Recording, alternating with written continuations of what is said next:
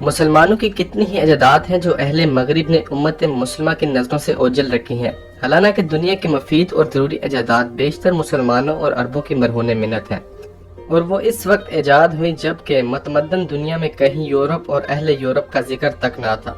بعض مسلمانوں کی تو جدید سائنس نقل بھی نہ کر سکی اور بعض کی نقل اتار کر ایجاد کا صحرا اپنے سر رکھ لیا۔ یورپ والوں نے جابر بن حیان کو گیبر، ابن سینا کو ابی سینا اور ابن الہیشم کو لہیزن کہنا شروع کیا تاکہ ان کا مسلمان اور عرب ہونا ثابت نہ ہو۔ ابن سینا کی طب کے لیے خدمات ہوں، خوارزمی کی ریاضی میں اصطلاحات ہوں یا جابر بن حیان کے علم کیمیا کے لیے ایجادات ہوں، مسلمانوں نے بہت پہلے سے ایجادات و دریافت کی بنیاد ڈال دی تھی، اور مغربی سائنسدانوں نے بھی اس بات کا اعتراف کیا کہ انہوں نے اسی بنیاد کے اظہار سائنس کو مزید ترقی دی۔ سب سے پہلے کافی کے بارے میں بات کرتے ہیں۔ کیا آپ کو معلوم ہے کہ کافی جو آج دنیا کے مقبول ترین مشروبات میں سے ایک ہے، در حقیقت مسلمانوں کی ایجاد ہے، اور یہ کسی سائنسدان کا نہیں بلکہ عام چرواہے عرب کا کارنامہ ہے۔ خالد نام کا ایک عرب ایتھوپیا کے علاقے کافا میں ایک روز بکریاں چرا رہا تھا۔ اس نے محسوس کیا کہ اس کے جانور ایک خاص قسم کی بوٹی کھانے کے بعد چاقو چبند ہو گئے تھے، چنانچہ اس نے اس درخت کی بیریوں کو پانی میں ابال کر دنیا کی پہلی کافی تیار کی۔ ایتھوپیا سے یہ کافی بین یمن پہنچے، جہاں صوفی ازم سے وابستہ لوگ ساری رات اللہ کا ذکر کرنے اور عبادت کرنے کے لیے اس کو پیتے تھے۔ 15ویں صدی میں کافی مکہ معظمہ پہنچی، وہاں سے ترکی، یہاں سے 1645 میں اٹلی، 1650 میں یہ انگلینڈ لائی گئی۔ لانے والا ایک ترک پاسوارزی تھا جس نے لندن سٹریٹ پر سب سے پہلے کافی شاپ کھولے۔ عربی کا لفظ قہوہ ترکی میں قہوے بن گیا، جو اٹالین میں کافے اور انگلش میں کافی بن گیا۔ کیا آپ جانتے ہیں دنیا بھر میں روزانہ 1.5 بلین سے زائد کپ کافی پیے جاتے ہیں؟ Number 2، university. کیا آپ کے علم میں ہے کہ اعلیٰ تعلیم کے لیے پہلی باقاعدہ درسگاہ کہاں اور کس نے قائم کی؟ تونس کے ایک مقبول تاجر محمد الفہری کی بیٹی فاطمہ بنت محمد الفہری القریشی عرف ام البنین، جس کے نام سے آج بہت کم لوگ واقف ہیں، لیکن امت مسلمہ کے لیے قابل فخر ہے کہ اس علم دوست مسلم بیٹی نے دنیا کی سب سے پہلی یونیورسٹی کی بنیاد رکھی۔ فاطمہ تونس کے شہر کروان میں پیدا ہوئی، بعد از اس کا باپ اسے اور اس کی بہن مریم کو لے کر مراکش کے شہر فاس منتقل ہو گیا۔ باپ کی وفات کے بعد دونوں بہنوں نے فیصلہ کیا کہ وراثت میں ملی دولت کو وہ مساجد اور ترویج و ترقی تعلیم میں صرف کریں گی۔ اپنے باپ کے ایصال و ثواب اور صدقہ جاریہ کے طور پر انہوں نے جامع مسجد کروان تعمیر کروائی۔ 859 میں اس عظیم مسلم بیٹی نے مراکش کے شہر فاس میں دنیا کی سب سے پہلی یونیورسٹی جامعۃ القروان کی بنیاد رکھی، جہاں سے آج بھی علم کی شمعیں روشن کی جا رہی ہیں۔ جامعۃ القروان کو بحر روم کا سب سے بڑا علمی مرکز قرار دیا گیا ہے، یہاں تک کہ یورپ کو صفر اور باقی عربی اعداد سے متعارف کروانے والے پاپا روم پوپ سلوسٹر ثانی نے بھی یہیں سے تعلیم حاصل کی۔ فاطمہ کا سال پیدائش 800 ہے اور سال وفات 880 بتایا جاتا ہے۔ Number 3، camera. آج کے دور میں سیلفی لینا یا تصویر کھینچنا ایک لازمی عمل سمجھا جاتا ہے، اور یہ سوچنا بھی ناممکن ہے کہ کیمرے کا وجود نہ ہو۔ تصویر کھینچنے کا عمل دراصل ایک نظریے پر مبنی ہے کہ روشنی کے ذریعے کسی لمحے کو قید کیا جائے اور بعد از اسے تصویری شکل دی جائے۔ قدیم یونانیوں کا خیال تھا کہ ہماری آنکھیں کسی لیزر کی طرح شعاعیں خارج کرتی ہیں جس کے باعث ہم دیکھ پاتے ہیں۔ تاہم جس شخص نے سب سے پہلے یہ جانا کہ روشنی آنکھوں سے نکلتی نہیں بلکہ داخل ہوتی ہے، ابن الہیشم وہ پہلے سائنسدان تھے جنہوں نے درست طور پر بیان کیا کہ ہم چیزیں کیسے دیکھ پاتے ہیں۔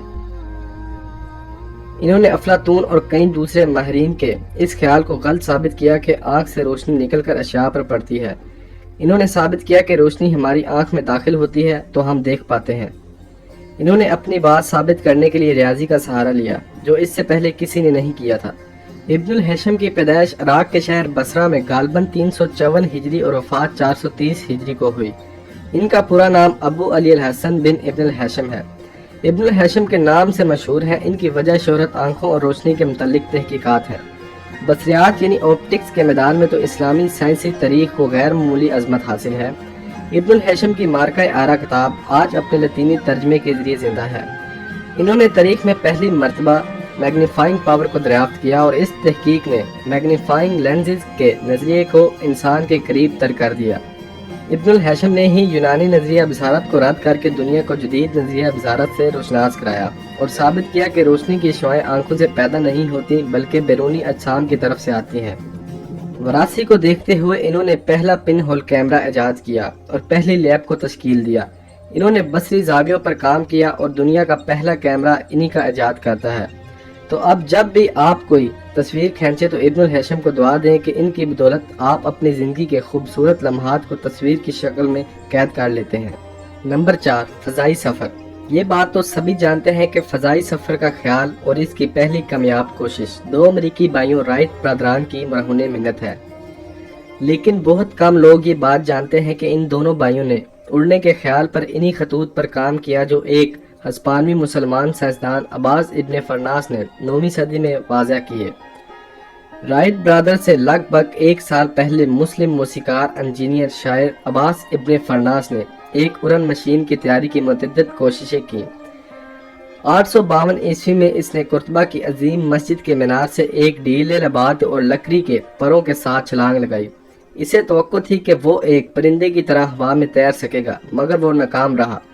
مگر اس لبادے نے نیچے گرنے کی رفتار کم کر دی اور اس طرح دنیا کا پہلا پیراشوٹ وجود میں آ گیا۔ بعد میں 70 سال کی عمر میں اس نے ریشم اور عقاب کے پروں سے ایک مشین تیار کر کے پھر پہاڑ سے چھلانگ لگائی اور 10 منٹ تک کامیابی سے ہوا میں تیرتا رہا، تاہم اترتے ہی کریش ہو گیا، اور اس نے نتیجہ نکالا جو کہ درست تھا کہ اپنی ڈیوائس میں دم نہ لگانے کی وجہ سے لینڈنگ خراب ہوئی۔ Number 5، algebra.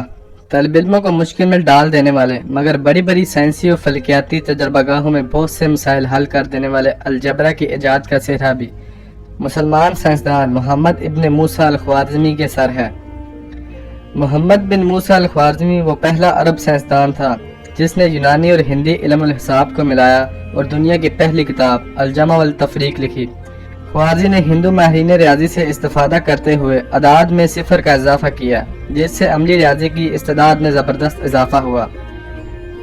اس کے علاوہ ہندوؤں میں حساب کتاب کے لیے رائج عددی نظام، جسے آج ہم اشاری نظام کی حیثیت سے جانتے ہیں، دنیا کے سامنے پیش کرنے اور اس کی مفصل وضاحت کرنے کا سہرا بھی محمد بن موسیٰ الخوارزمی ہی کے سر جاتا ہے۔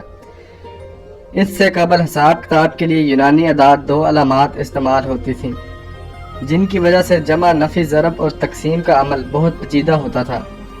اس نظام کی وجہ سے طویل حساب کتاب تقریباً ناممکن تھا، جبکہ خصوصی طور پر تربیت یافتہ ماہرین سے بھی اس غلطی کا امکان رہتا تھا۔ اس کے برعکس ہندی اعداد 2 علامات انتہائی سادہ تھیں، جن میں 0 سے لے کر 9 تک کے اعداد کے لیے علامات مخصوص تھیں، جبکہ اکائی، دہائی، سینکڑا اور ہزار وغیرہ کو مقامات مخصوصہ پر رکھا جاتا تھا۔ ان ہندی اصولوں کی بدولت حسابی عمل اس قدر تیز ہو گیا کہ جس کا تصور یونانی ریاضیدانوں کے تصور سے بھی ماور تھا۔ الخوارزمی نے ریاضی میں منفی کی علامت کا بھی اضافہ کیا، تاہم الخوارزمی کا سب سے بڑا کارنامہ الجبرا والمقابلہ ہے، جسے آج الجبرا کے نام سے اسکولوں، کالجوں اور مدرسوں میں پڑھایا جاتا ہے۔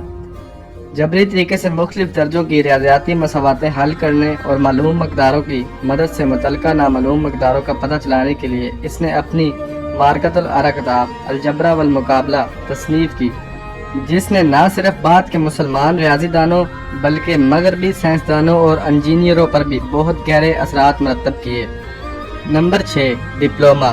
طبیبوں کی رجسٹریشن کا کام سنان ابن ثابت نے 943 عیسوی میں بغداد میں شروع کیا تھا۔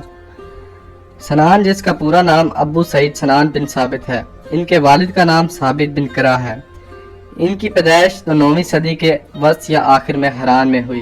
سنان بن ثابت نے اپنی ساری زندگی بغداد ہی میں گزاری۔ سنان بن ثابت نے طب اور ریاضی کی تعلیم اپنے والد ثابت بن کرا سے حاصل کی اور پھر بعض دیگر استاذہ سے، جن کی بغداد میں کچھ کمی نہ تھی۔ سنان بن ثابت کی حیثیت بغداد میں ایک وزیر صحت کی تھی۔ ایک دفعہ بغداد میں ایک عطائی طبیب کے غلط علاج نے ایک مریض کی جان لے لی۔